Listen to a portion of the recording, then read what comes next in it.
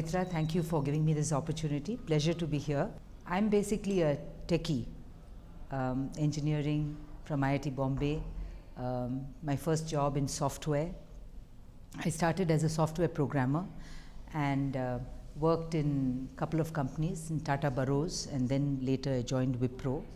Wipro was a company which was just about starting out at that time, so I was very lucky to be there when the company was taking off, and with that growth came a lot of opportunities. I think I seized those opportunities and I grew in Wipro to be one of the leaders. I was heading up one of their businesses, which is financial services business.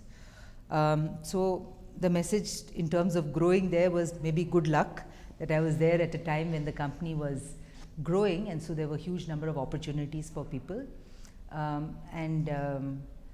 I had the right kind of a support, and I had people who were saying, okay, take it and run. So that's what we did, and that's how we grew. Thereafter, my entrepreneurial journey started. I started a company called Tarang with some colleagues of mine. This was at the height of the Y2K boom. We set up Tarang, which was for, we thought we'd focus on mobile applications, and guess what happened? Everything was focused on mobile, and the whole mobile industry collapsed in Europe at that time. So, you know, entrepreneurship is always like that.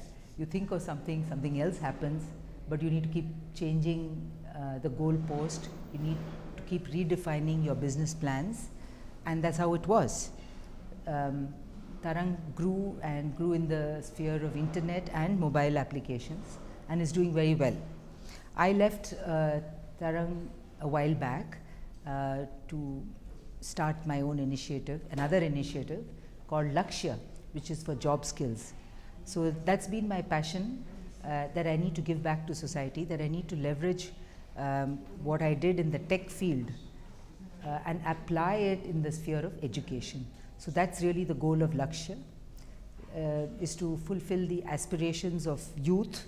So we work in schools across the country, especially government schools. We are in 500 schools now, where from 9th to 12th class we do job-oriented programs like electronics, IT, beauty and wellness, finance, subjects which will give the candidates an opportunity to take up jobs.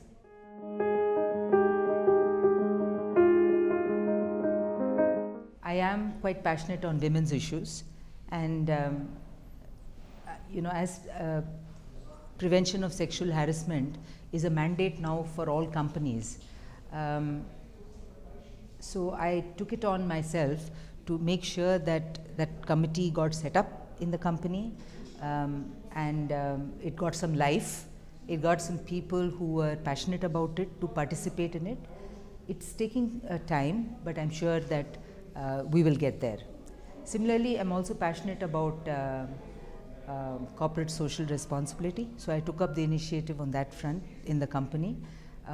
We defined what should be the CSR focus of the company based on its core fundamentals and its business, so that rather than just checkbook kind of donations, we're seeing that we can leverage the experience that the company has built up to support initiatives in that space. So that's also been a very interesting experience. Being the only woman member on the board can be at times challenging. Sometimes you feel overwhelmed. Sometimes you just plain don't have another person to just chat with.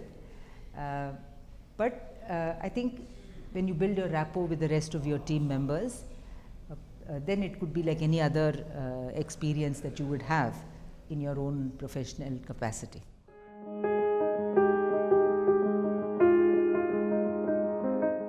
So most boards now in the committee have to first define the job roles of all the people in a board member, so that it's an inclusive and diverse board. There's no point, of course, having all the people on the board from only one function, let's say finance or audit. So you need to have a right mix of people who may have business orientation, who may have marketing, who may have finance, who may have orientation from HR or technology.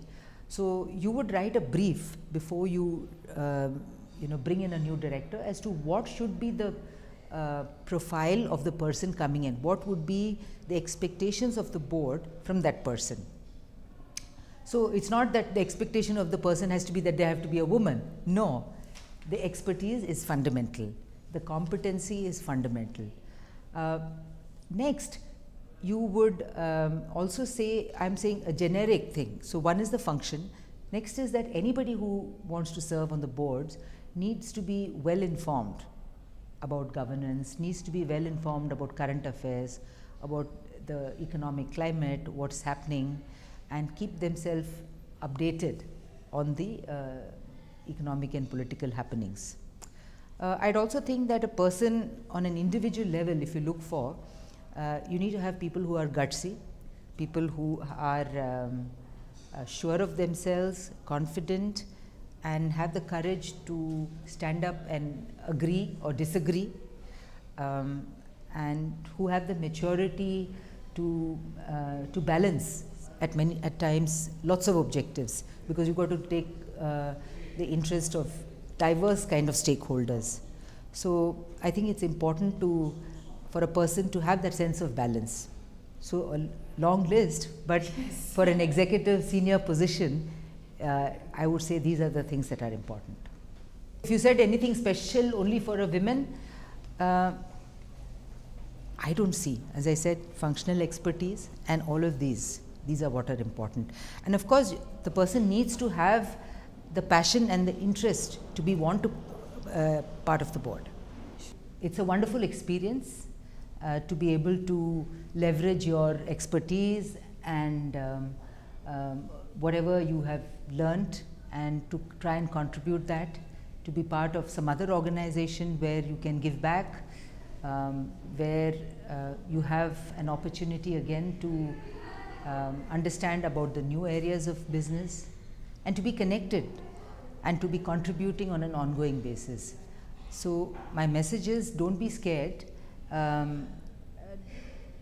You may have the expertise, but you need to also build the networks so that you can leverage these opportunities as they come by. So my message is, it's fun, go out, take up these opportunities.